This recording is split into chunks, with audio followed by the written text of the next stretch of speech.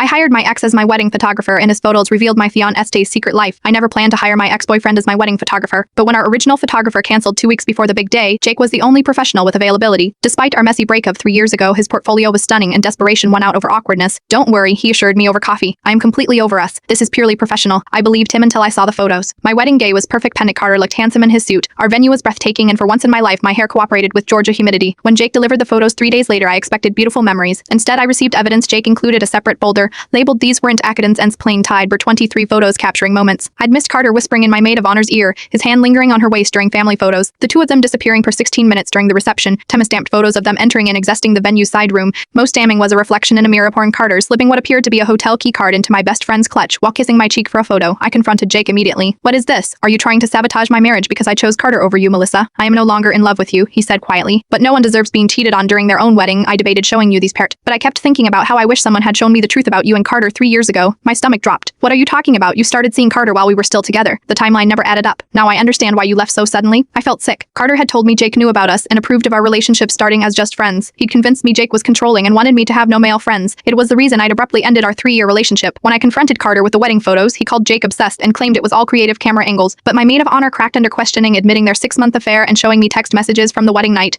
"Once this honeymoon charade is over, we'll figure out our exit plan." Yesterday, I filed for annulment. Today, I returned to Jake's studio with the wedding photos and an apology 3 years overdue. He accepted both graciously, then showed me his engagement photos from last month. His fiancée Arifat looks kind. "Aren't you going to say I told you so?" I asked. "No," he replied, "but I will say this: pant into returning your deposit. Use it to start your new beginning." Sometimes the person you think is trying to ruin your life is actually saving you from a much longer disaster, and sometimes clarity comes through a lens you never expected to trust again.